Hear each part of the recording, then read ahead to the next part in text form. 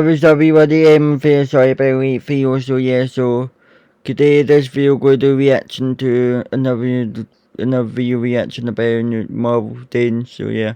So it's about different about YouTuber made the old Marvel universe, so you remember my reaction was the video and backlight, which one was the big turn, so yeah. So right now today we're going to reaction to one YouTuber who made the universe.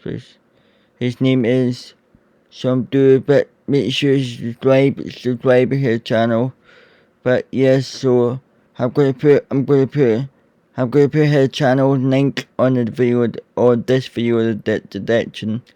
Yes. So we're going to do next reaction. Yeah. So yeah, so next reaction.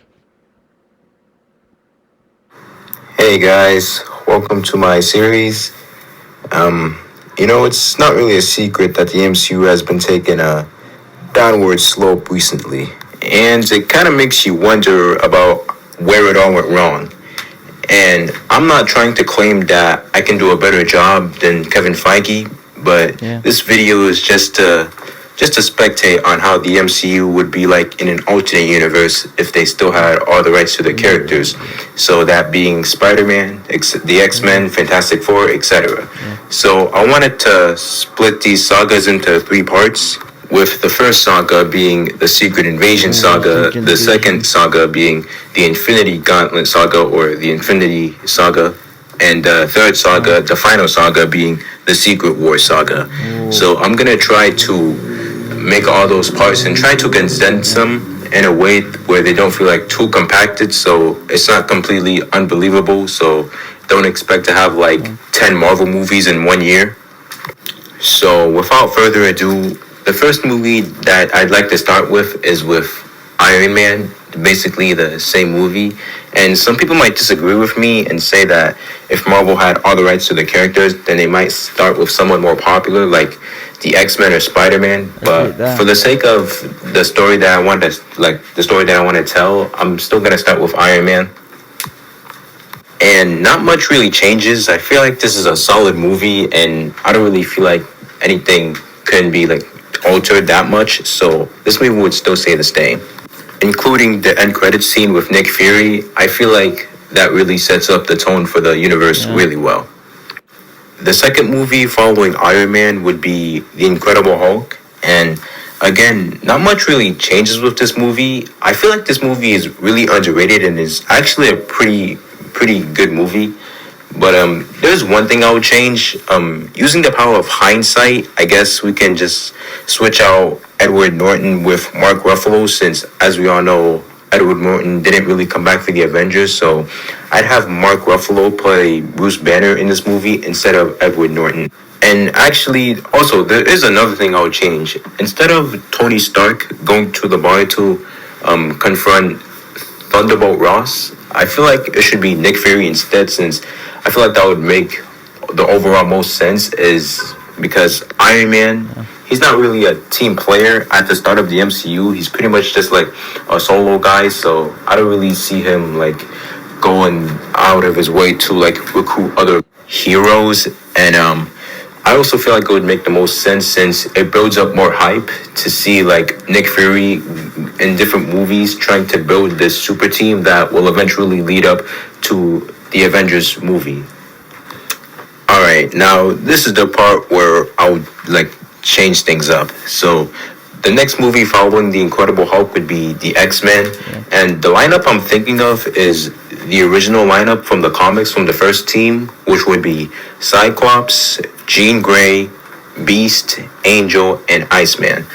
And you might notice that I'm not including Wolverine, since one of my biggest gripes with the Fox X-Men films was how Wolverine was basically always at the forefront. He was basically like the main character of those films, and there's not really supposed to be a central character of the X-Men. The team is mostly supposed to be the whole entire focus, so I wanted to like save Wolverine up until a sequel later down the line, so he won't be part of the original team. And the villains for this movie will be Magneto and the Brotherhood of Mutants. and it will basically go down the same way as it did in the original first X-Men film, well, excluding Wolverine, of course, and Storm, and Colossus. And I mean, yeah, you get the idea. So after the X-Men would be Iron Man 2, and there are a couple of things that I would change about this movie. One, it will be more of a Iron Man centric movie, so we'll be focusing more on the character of Tony Stark instead of the movie just being a setup for the Avengers like it was in the original MCU. And another thing that I'll change about this movie is how it would basically be a mix of adaptations. So basically, this movie would basically be a mix of the comic Demon in a Bottle, which, if you guys don't know, it's basically a comic storyline where Tony Stark struggles with his alcohol addiction. And I really like this storyline because, one, it's not afraid to tell a dark story, and I feel like that's really what the MCU really needs nowadays. It needs more mature storytelling, and that's something that was really lacking when Disney first bought Marvel, because with the first Iron Man and the Incredible Hulk, you really felt that mature storytelling where, yeah, it was still goofy at times, but you felt like it was more adult themed, if that makes sense, compared to the rest of the MCU movies. So yeah, and it also really shows Tony is a flawed character. Like, yeah, he's not perfect, he's far from it actually, and I feel like this storyline can really like help the audience connect with Tony on a more emotional level. And for the second comic storyline that I'd like to adapt, it would be a comic called Armor Wars, which, if you guys don't know, it's basically a storyline where a bunch of different companies and militaries and countries get a hold of Tony's tech and they start using it for their own selfish purposes. And I'm pretty sure that Marvel was actually gonna, I don't know if it's still going to be made, but I'm pretty sure they're actually going to make it a TV show about War Machine, which, yeah, I like War Machine, he's cool, but I prefer it to be like much more about Tony, since, I mean, it's his tech that's getting stolen, so it would make sense if he was the central character of that storyline. So the Iron Man 2 would basically be a mix of both those storylines, and the main villain I'd have would be not Whiplash, but kind of be a mix of Whiplash and Crimson Dynamo, so kind of like a mix of both worlds. So he'll have the name Crimson Dynamo, and he'll have like similar armor, but he'll also have whips. So imagine the Whiplash armor at the ends of Iron Man 2, but kind of like with red spray paints, if that makes sense. And yeah, that would be like the kind of movie that I feel like would be more suited towards Iron Man, instead of, just having his movie basically be an advertisement for the Avengers. And Rhodey will still become War Machine in this movie, and Justin Hammer as well, but he won't be like, I mean, I guess his role will be the same as it was in the original movie. He'll basically be like a secondary antagonist, with the main antagonist being Crimson Dynamo or Whiplash, or, I mean, just kind of like a mix of both characters. So yeah. Also, Black Widow won't be in this movie, since I plan to have her like as a character later on, but don't expect her to be a central part of the MCU, since there are more characters now. So I really like have her be like a main focus of the universe. Sorry, Black Widow fans.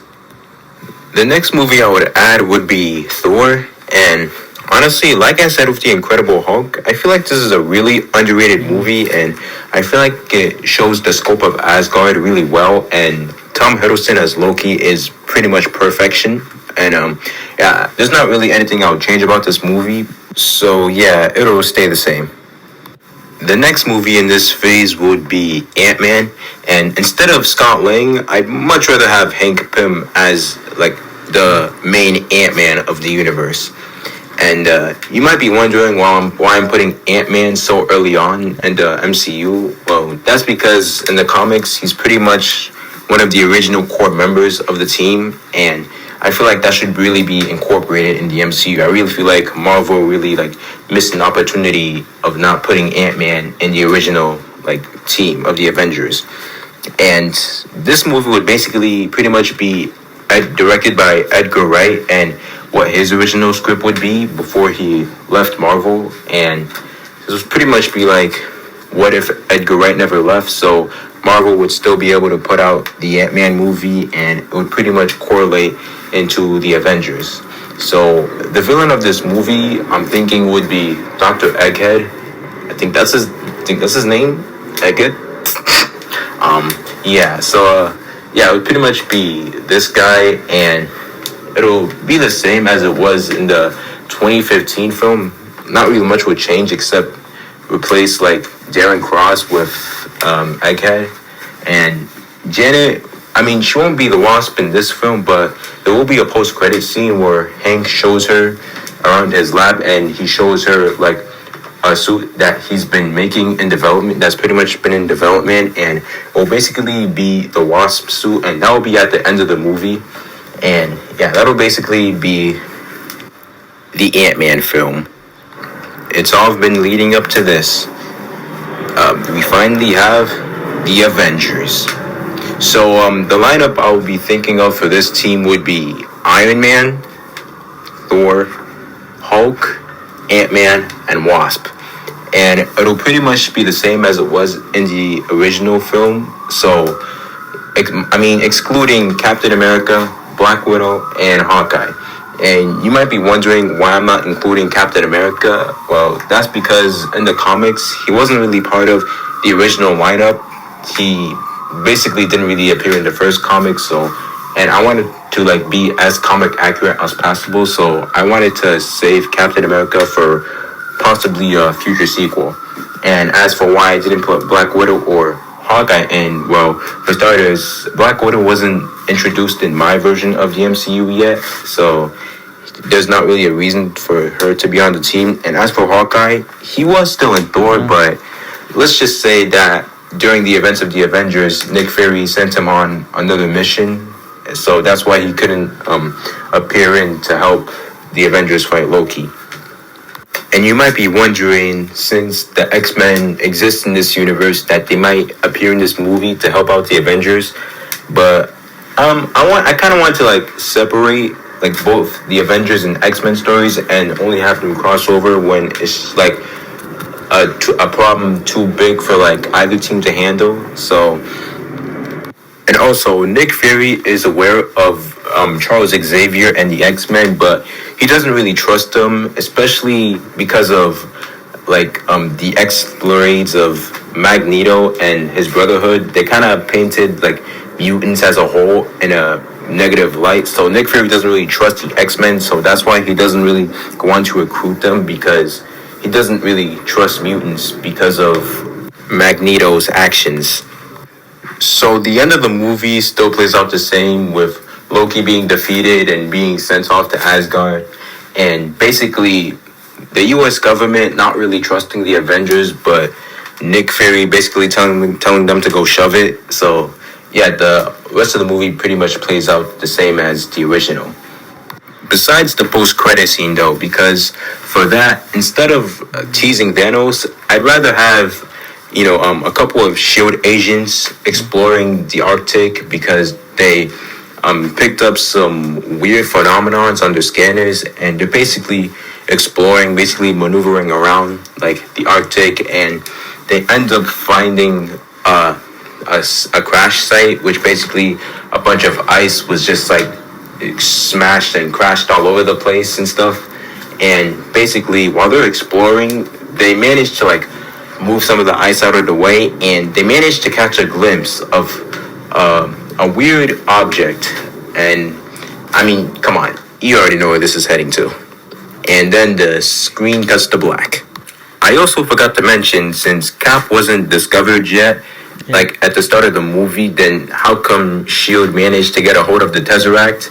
Well, let's just say that the Tesseract wasn't really buried with Steve in the ice. So the Tesseract, it basically just like, when Steve crash landed, the Tesseract basically ricocheted like way farther than him. So it wasn't really located in the same site or area as Steve was, so Shield managed to find the Tesseract at the start of the movie, so way before they were managed to locate Steve, and that's actually why they were exploring that in the first place, because of all like the weird phenomenon, and because since they found the Tesseract, then they might be able to find something else of value, which they did.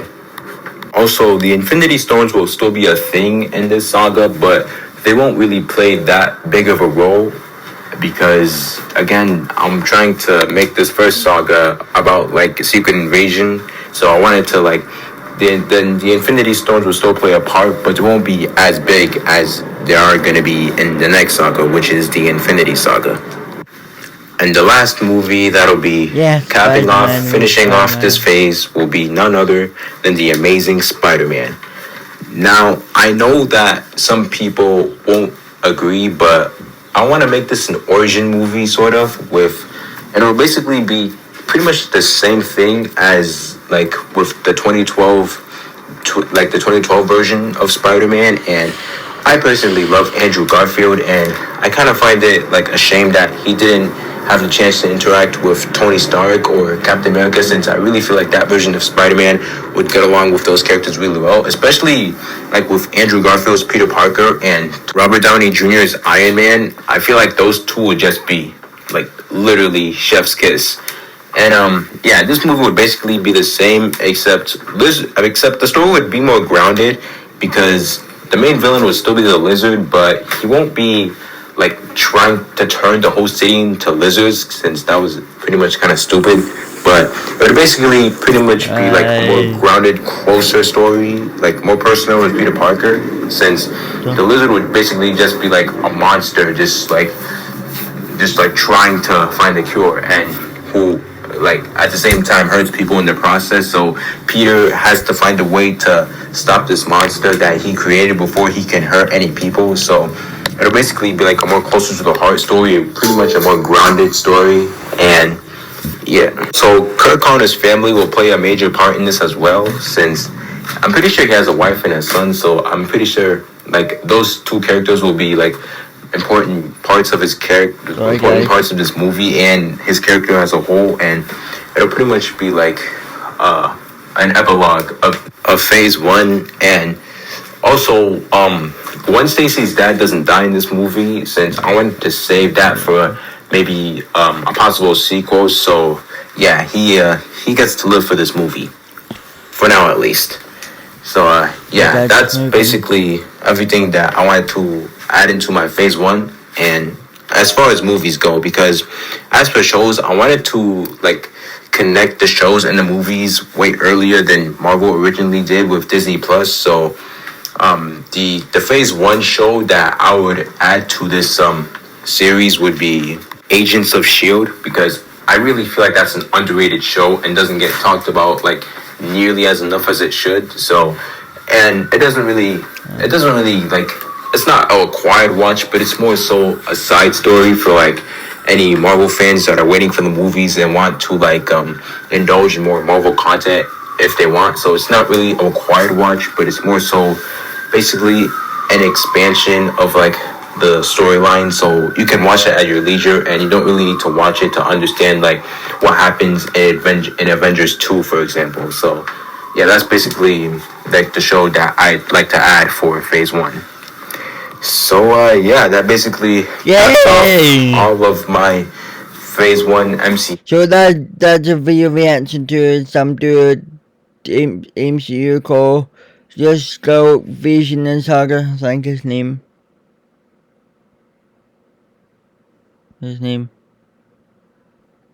What's that guy got moved?